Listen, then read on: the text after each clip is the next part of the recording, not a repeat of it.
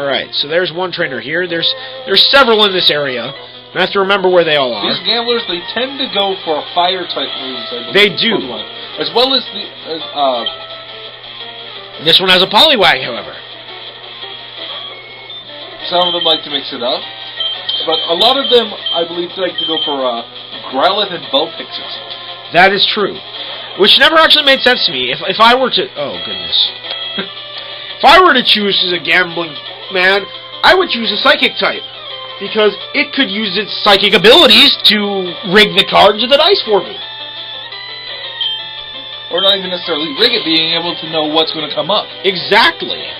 And that is just as valuable as any kind of fire move would be at gambling. I mean, what's the best you could do with a fire move? Set the guy's pants on fire if he cheats you?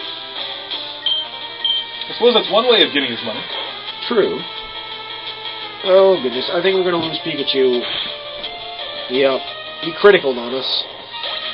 I find that the computer criticals when it's convenient.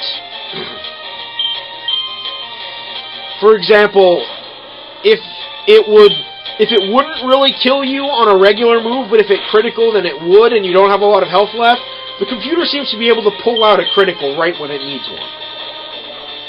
And I'm not sitting here accusing the developers of creating a system that cheats. I'm just saying that it seems a little too convenient to me.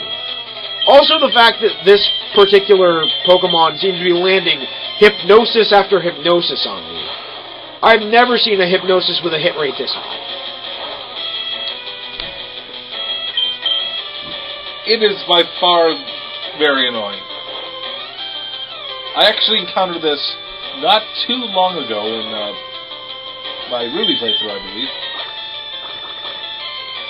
And I do believe it was a Poliwag. There we go. Goodbye. You are the weakest link. Well, no, my Pikachu was the weakest link. You're the second weakest link. Oh, Whirlwind. I do not like Whirlwind. Whirlwind is on the same scale as Roar. Foe is made to switch out or with an ally, or in the wild it ends the battle. It's really not very useful. It can be useful in certain situations with trainer battles, but really you're going to have to defeat that Pokemon sooner or later, so you're just putting it off. Yeah. And in the wild, you're going to want to battle them anyway.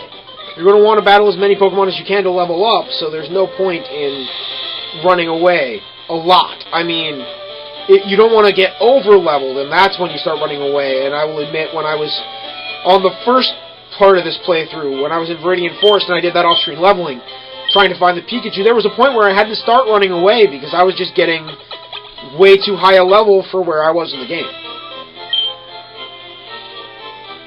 Right. So there we go. Excuse me as I hiccup here. Now, there are a couple of big reasons why we wanted to keep Pidgeotto on our team. The first being, excuse me, very soon it's going to be able to fly us wherever we need to go.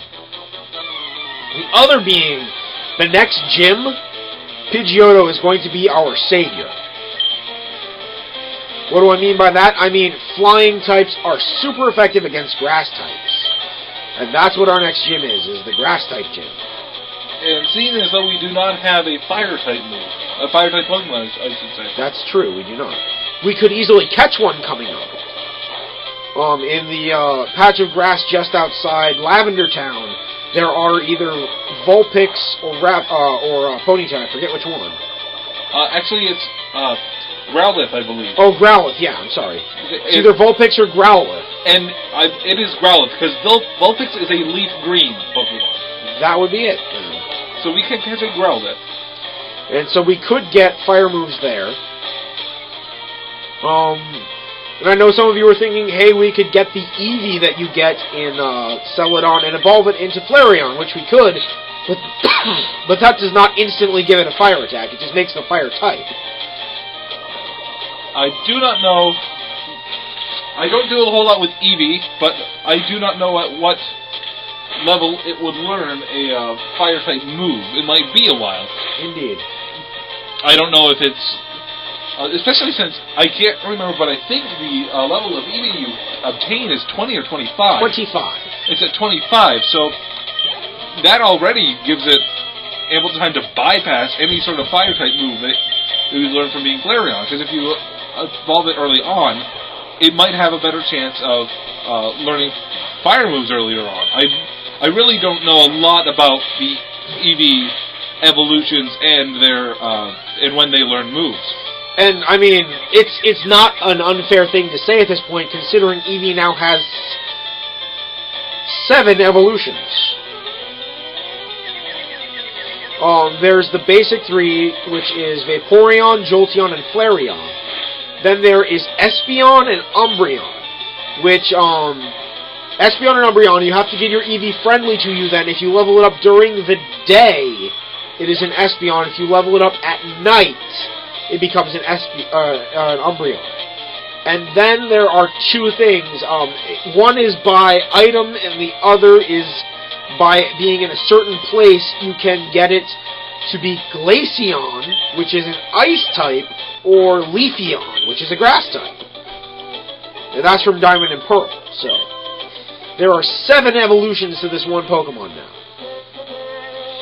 which, if you ask me, is a little ridiculous. Okay, we're going to stand here and get this guy's attention. Now I'm kind of curious, in my thinking there is, can I go through an entire game playing only evolutions of Eevee?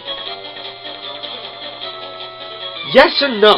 Not an entire game, because you have to be able to trade to get them. I'm talking in theory. In theory, if you could get 6 Eevees, you could have a varied team of different types of just evolutions of Eevee. You could have a water type, a fire type, a lightning type, a grass type, an ice type, a dark type, and a psychic type. Which is 7, I know, so you'd have to pick one to get rid of. But in any circumstance, that's a decent team.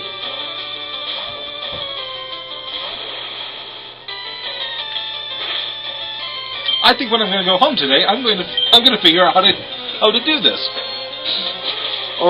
In an emulation like this, you could cheat and catch 6 Eevee, and then evolve. Actually, in this game, you cannot, unless you decided to run one normal type, because Glaceon and Leafeon are Diamond and Pearl only. This part is true.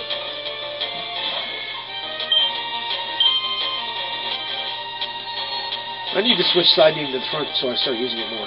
Oh well. Maybe next time. Driver's going to hit level 22! Alright. Alright. We're going to go back into town and heal up before we take on some more of the trainers out here. I think we already passed that guy. So, in Diamond and Pearl, if I can get a DS emulator up and running, I may bring out a Diamond and Pearl ROM if I can find it, and try that out. And if we could get cheats for that, I'm sure there are somewhere, and wanted to game code in so we could catch Eevees, we could have a team of 6 different evolutions of Eevee, easily.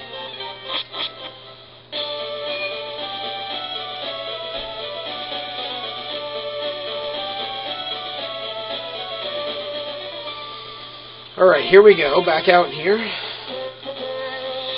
One thing I find interesting is, Eevee does not have an evolution that requires a Moonstone. That's true. That is very true. Which you wonder if they're going to end up doing that, but they already have... it makes you wonder what type of Pokemon it would then turn into. It already has Psychic and Dark. Yes, and that was actually a point of contention when the Umbreon and Espeon first came out, because people thought that it would be a Moonstone to evolve it to Umbreon, and what in that game was known as a Sunstone to evolve it to an Espeon, and that is not how it was done.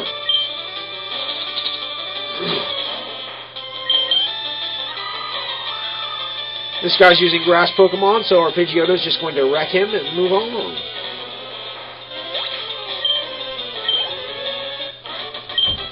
And our next battle with Pidgeotto will put it over the top.